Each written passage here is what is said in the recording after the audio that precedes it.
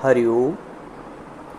दो शब्द हैं, देखो, भोजन और भजन, दोनों का कार्य एक ही है। अब आप कहेंगे ये कैसे संभव कि दोनों का कार्य एक ही हो, भोजन अलग चीज़ है आप कहोगे और भजन अलग चीज़ है। देखो, भोजन तुम्हारे शरीर का निर्माण करता है। जो बाहर के खाद्य पदार्थ हैं, जो भोजन है, वो आपके शरीर का निर्माण करता है, शरीर का विकास करता है, विकसित करता है। और जो भोजन है, जो भजन है, वो तुम्हारे अंतर मन का निर्माण करता है। भजन अंतर मन का निर्माण करता है, आत्मक विकास करता है। भोजन मलमूत्र बनाता है और भजन आंतरिक शुद्धि करता है। तो जो भोजन है वो शरीर की खुराक है और जो भजन है वो तुम्हारे अंतर मन की खुराक है। और होता क्या है, हम जीवन भर सिर्फ एक भोजन ही शरीर में डालते रहते हैं, शरीर की खुराक को जीवन भर दिया करते हैं। भोजन दिन में 3 बार, 4 बार, 5 बार तरह तरह से करते हैं। भजन कितनी बार, कितने तरह से करते हैं। शरीर का तो भोग लग रहा है, अंतर मन को जो चाहिए उसका भोग तुम्हारे पास है कि नहीं? अंतर मन का भोग है तुम्हारा भजन, तुम्हारा भगवत भाव, तुम्हारा भगवत प्रेम। उससे अंतर मन का निर्माण होता है। तो आवश्यकता है, जिस तरह तुम शरीर के निर्माण की, शरीर के विकास की चिंता करते हो, उसके लिए प्रयास करते हो, उसके लिए कितने यत्न करते हो, कितने पापड़ बेलते हो, यदि उतने ही अनुपात में तुम अपने अंतर मन का, अंतर शुद्धि का प्रयास करो, तो जीवन कहाँ से कहाँ पहुँच जाएगा। जीवन अपने लक्ष्य को प्राप्त करेगा, जीवन जीवित हो उठेगा। शरीर में कितना भी तुम भोजन डाल लो, वो मृत्यु की ओर ही जाएगा। शरीर में आप कितना भी भोजन डाल लें, लेकिन अंततः उसको मृत्यु को ही प्राप्त होना है। लेकिन जो अंतर्मन है, जो आत्मभाव है, उसका सदा सदा सदा के लिए निवास है। वो कभी नहीं मरता है, वो कभी नहीं खुटता है, वो कभी मृत्यु को नहीं प्राप्त होता, वो कभी क्षय नहीं होता है, उसका नाश नहीं होता है। तो जितने अनुपात में आप भजन करोगे, यानी कि मन की खुराक मन को दोगे। हम मन की खुराक भी बाहर से देने का प्रयास करते हैं। मन को बाहर की खुराक से तृप्ति मिलेगी नहीं। मन को बाहर की वस्तुओं से, बाहर की व्यक्तियों से, बाहर की परिस्थितियों से ताकत नहीं मिलती है, वो और कमज़ोर होता है। अगर मन को बाहर के वस्तुओं, व्यक्तियों और परिस्थितियों से आनंद शांति मिलना होता तो हर आदमी आज शांत होता, आनंदमय होता, सुखी होता, प्रेममय होता। क्योंकि बाहर के भौतिक पदार्थ तो सबके पास है। बाहर के तो भौतिक पदार्थ सबके पास, किसी के पास कम, किसी के पास ज़्यादा लगी हैं अवश्य। तो अगर भौतिक पदार्थों से, व्यक्तियों से, बाहर की प्राप्तियों से अंतर मन को शांति मिलनी होती तो सबके मन शांत। क्योंकि अंतर मन की वो खुराक है ही नहीं। अंतर मन की खुराक तुम्हारा ज्ञान है, भक्ति है, भगवत प्रेम है।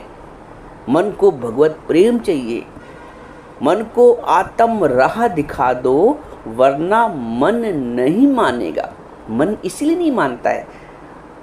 60, 70, 80 साल का जीवन व्यतीत करने के पश्चात भी मन नहीं मानता है, क्योंकि मन को जो चाहिए था वो हमने दिया नहीं आज तक। मन की जो खुराक थी हमने मन को दी नहीं, क्योंकि हमको पता ही नहीं था मन की खुराक होती क्या है और मन को खुराक कैसे दिया थी। हम बाहर के साधनों से मन की खुराक समझते कि मन को पूर्ति हो रही है। मन की आवश्यकता की पूर्ति बाहर के साधन नहीं है। मन की आवश्यकता की पूर्ति तुम्हारा भगवत भाव है। मन को वही चाहिए। बाहर की वस्तुएं अंतर मन को, अंदर के मन को संतुष्ट नहीं कर सकती। तो भोजन का शरीर तो सबके पास है, पर जिसके पास भजन का शरीर है, ज्ञानी भजन के शरीर रखता है, भक्त भजन का शरीर रखता है, वो अंदर से भी मजबूत होता है। बाहर के भोजन करने वाले व्यक्ति अंदर से कमज़ोर होते हैं, वो अंदर से मजबूत नहीं होते। लेकिन जो अंदर का भोजन अंदर को देता है, अंतर मन के भोजन को अंतर मन को देता है, वो बलवान होता है, वो श्रेष्ठ होता है, वो शक्तिशाली होता है। अगर बाहर के भोजन से अंदर की मजबूती आती होती तो सब मजबूत होते, कोई दुखी सुखी ना होता, कोई चिंतित ना होता, कोई परेशान ना होता, कोई नहीं रोता। लेकिन नहीं है ना। अब आप ही देखो, बाहर के भोज से, बाहर के भोज पदार्थ से हमें अंतर की खुराक तो मिली नहीं, इसलिए हम छोटी छोटी बातों में परेशान हो जाते हैं, दुखी सुखी हो जाते हैं, चिंतित हो जाते हैं। क्योंकि जो अंतर मन को जो परेशान कर रहा है, या जो अंतर मन को चाहिए, वो हम उसको देते नहीं। इसलिए गुरु कहता है कि मन को मन का भोजन दो। मन का भोजन है भजन, मन का भोजन है ईश्वरी प्रेम, मन का भोजन है गुरु का ज्ञान। जिस दिन से गुरु के ज्ञान मन को प्राप्त होता है, उस दिन से मन शांत होने लगता है। हम किसी से कोई बात करते कितना परेशान होता है, जहाँ उसको चार बातें कुछ बताई, उसको शांति की अनुभूति होती है। खुराक उसको मिल गई ना जो उसको चाहिए। अच्छा, बाहर का जो सांसारिक व्यक्ति है, वो संसार की बातों करेगा, संसार की व्यक्ति से, संसार की वस्तु से उसको संतुष्ट करना चाहेगा। तो संसारिक चीज़ों, बाहरी चीज़ों से अंतर की संतुष्टि नहीं होती है, इसलिए ज्ञान से संतुष्टि हो जाती है। कि जितना जितना ज्ञान में रुचि होती जाएगी, जितना जितना सत्संग से प्रेम होता जाएगा, जितना जितना गुरु के वचनों में श्रद्धा आती जाएगी, उतना उतना आपका जो अंतर मन है वो बलशाली होता जाएगा, वो बलशाली होता जाएगा, स्ट्रॉन्ग होता जाएगा।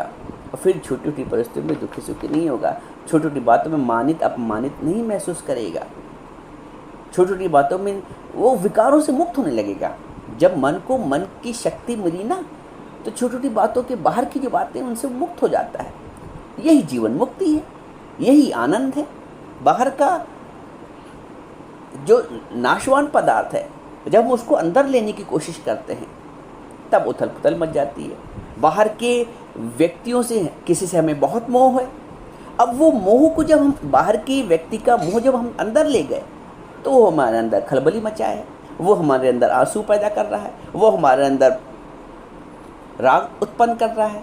बाहर के व्यक्ति को, जिससे हम किसी नहीं निभ रही है, उसको अपने अंदर ले गए तो वो घृणा पैदा कर रहा है, वो चिड़चिड़ापन पैदा कर रहा है, वो उलझन पैदा कर रहा है। तो जब बाहर की चीज़ को हम अंदर, बाहर की चीज़ को बाहर रहने दो। इसका तात्पर्य ये है कि जो बाहर से प्राप्तियां हैं, उसको बाहर ही उसका उपयोग किया जाए, उसके परिणाम को अंदर ना ले जाया जाए। क्योंकि जो कुछ भी प्राप्त है वो बाहर से प्राप्त है, और जो कुछ खोएगा भी वो बाहरी बाहर खोएगा।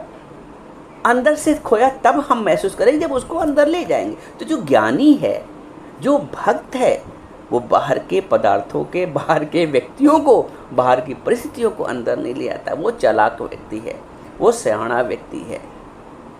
बाकी बाहर की चालाकी तो कोई काम में नहीं आती है। नानक जी बोलते हैं, सहज सयाण पुलक हो एक न चले नाल, एक भी तुम्हारे साथ नहीं जाएगा। बाहर की चालाकी होशियारी किसी के साथ गई है आज तक? नहीं है। चालाक होशियार वही है जिसने प्रभु को अपना बना लिया है, जिसने प्रभु की रजा में राजी रहना सीख लिया है, जिसने उसके सुख और दुख को अपना लिया है, जिसने उसके फूल और कांटों दोनों को समरूप से देखा है, उसकी प्राप्तियों और अप्राप्तियों में समान भाव रखा है, वो प्रभु का भक्त है। वही सुखी है, वही आनंदित है। एक बात और, भोजन के शरीर से क्या बनता बताओ? जब आपने भोजन अंदर किया तो वो मलमूत्र बन गया। भोजन के शरीर से मलमूत्र और रक्त बनता है, लेकिन भजन के शरीर से ज्ञान, भक्ति और वैराग्य की उत्पत्ति होती है, वैराग्य बनता है। भोजन के शरीर से मल मूत्र और रक्त बनता है और भजन के शरीर से ज्ञान भक्ति और वैराग बनता है। भोजन के शरीर से क्रोध बनता है, जैसा खाया अन्न वैसा हुआ मन। भोजन के शरीर से क्रोध बनता है और भजन के शरीर से करुणा बनती है सर्व के प्रति। भोजन वाला शरीर सदैव अतृप्त रहता है, कितना भी खा लो, कितना भी पेट में डाल लो, सुबह शाम दोपहर, भोजन वाला शरीर सदैव अतृप्त रहता है। लेकिन भजन से बना शरीर सदैव तृप्त रहता है। मिल गया जो था कि मिलना, काम क्या बाकी रहा, ये है भजन। मिल गया जो था कि मिलना, काम क्या बाकी रहा, ये है भजन का शरीर। तो तुम भोजन का शरीर का जितना महत्व देते हो, शरीर सौष्ठव का जितना महत्व देते हो, उतना ही अंतर मन के भोजन को महत्व दो।